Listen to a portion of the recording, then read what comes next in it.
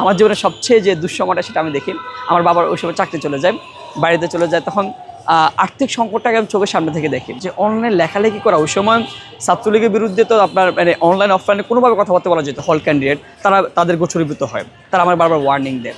একটা পর্যায়ে চলতে থাকে কিন্তু এভাবে, একটা পর্যায়ে আমাদের হল থেকে বেরো করে দেয় কিন্তু। তো আমার এলাকার একজন ভাই তিনি হচ্ছে কোনোভাবে সুপারিশ আবার হলে উঠেন, কিন্তু আমারও যে আবার পাশে আবার লালবাগ আন্টির বাসা ছিল, তো এইভাবে চলছে, আন্টির বাসা থাকতেছে, হলেও থাকতেছি। একটা পর্যায়ে আপনি জানেন যে 19 সালে আবরার ফাহাদ মারা যায়, ছাত্রলীগের হামলা, ছাত্রলীগ মেরে তাদের বুইটে মেরে ফেলে। তো ওই দিন আমি ছোট্ট একটা কমেন্ট করেছিলাম, যে কমেন্টটা হচ্ছে এমন যে ঢাকা বিশ্ববিদ্যালয়ের একটা ফেসবুক গ্রুপে কিন্তু একটা অভয় জায়গা ছিল যে আমার আন্টি এখনও লালবাগে আছে, আন্টি বাসা অ্যাড্রেস থাকা যাবে, আব্বা মাসে হচ্ছে 3000 টাকা করে ওটা দেবো, চলতে পারে 3000 টাকা দেবো, চলা যায়। কিন্তু এইভাবে হচ্ছে কি সংকট সব কিছু চলতেছিল। এভাবে আমি সিদ্ধান্ত নিয়ে আমি হলে থাকবো না, যে না আমি আমার যে অ্যাক্টিভিজম সেটা চালিয়ে যাবো। এবার চলতেছে আস্তে আস্তে। তারপর করোনা আসে, করোনার মধ্যে তো হচ্ছে আমার জীবনের সবচেয়ে যে দুঃসময়টা সেটা আমি দেখি আমার বাবার ওই সময় চাকরি চলে যায়, বাড়িতে চলে যায়। তখন আর্থিক সংকটটাকে আমি চোখের সামনে থেকে দেখি। তা আপনারা জানেন যে হচ্ছে আমি বিভিন্ন সময় বলেছি যে করোনার সময় আমাকে হচ্ছে গার্মেন্টস ফ্যাক্টরিতে কাজ করতে হয়েছে। তারপরে ওই যে মাস্ক, যে করোনার মুখে মাস্কের ফ্যাক্টরিতে কাজ করলাম কয়েক মাস। এভাবে করোনা কালটা এভাবে গেল।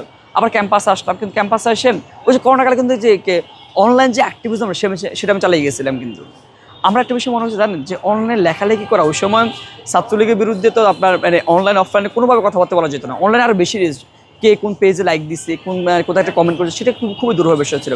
তা আমি সিদ্ধান্ত নিলাম যে আমি অনলাইন লেখালেখি করি, শুধু অনলাইনে, আমি অফলাইনে, শুধু অনলাইন সীমাবদ্ধ না, কিন্তু অফলাইন লেখালেখি করতাম। ওই সময় আমরা খুব অল্প কয়েকজন মানুষ কিন্তু লেখালেখি করতাম।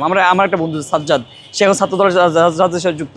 এক্সট্রিম মশার কয়েল প্ল্যান্ট ফাইবার দিয়ে তৈরি, ডেঙ্গু, চিকুনগুনিয়া বাহি সহ যে কোনো মশার বিরুদ্ধে দেয় এক্সট্রিম সুরক্ষা। নারী নিপীড়ন, যে কোনো বিরুদ্ধে জাতীয় ইস্যুতে আমরা দাঁড়িয়েছিলাম, কিন্তু এভাবে চলতেছিলাম। আপনি জানেন হচ্ছে আবরার ফাহাদের 3য় শাহাদাত বার্ষিকীতে আমরা হচ্ছে রাজু ভাস্কর্যে একটা প্রোগ্রাম করি তাকে স্মরণ করার জন্য। ছাত্রলীগ সেই প্রোগ্রাম শুরু করার আগে তাই হামলা করে, আমরা ঢাকা মেডিকেল যে ট্রিটমেন্ট নেওয়ার জন্য সেখানে হামলা করেন। আমরা ভাবলাম যে পুলিশ আসছে যে ছাত্রলীগকে সেফ দেওয়ার জন্য, কিন্তু আমাদেরকে শাহবাগ থানায় নিয়ে যায়।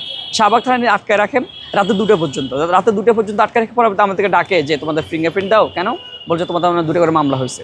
না এর আগে ভাই মানে একটা মানে তাড়না থেকে কিংবা মানে একটা উদ্যম থেকে আন্দোলন করা, কিন্তু হুট করে যখন শুনি যে 2টা করে মামলা হয়েছে তখন তাজ্জব মনে যায়, যে বাস্তবতা বুঝতে পারে আর কি।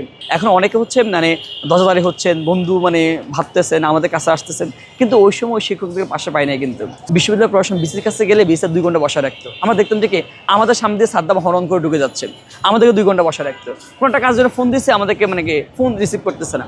আমার মনে হচ্ছে 5 আগস্ট পরবর্তী একটু কালচার পরিবর্তন হচ্ছে, অ্যাক্সেস আছে, বিশ্ববিদ্যালয় প্রশাসনের কাছে যাওয়া যাচ্ছে। তো সেই জায়গা থেকে 5 আগস্ট পরবর্তী আমি ক্যাম্পাসে রয়ে গেলাম, যে বিগত দিনে যে কাজগুলো করতে পারি নাই, এখন মানে একটা সুযোগ তৈরি হয়েছে। ডাকসুর চিন্তা ভাবনা থেকে না, ডাকসু তো অনেক লেন্দি প্রসেস, হবে কি হবে না, কিন্তু শুধু আমার মনে হয়েছে যে কাজগুলো আমি এর আগে করতে পারি নাই, আমার মনে হচ্ছে এখন সেই কাজগুলো করতে পারবো।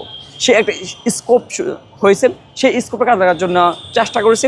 5 আগস্ট পর থেকে বাড়িতে না গিয়ে ফ্যামিলির সাথে দেখা সাক্ষাৎ না করে এখানে পড়ে থাকার চেষ্টা করেছি।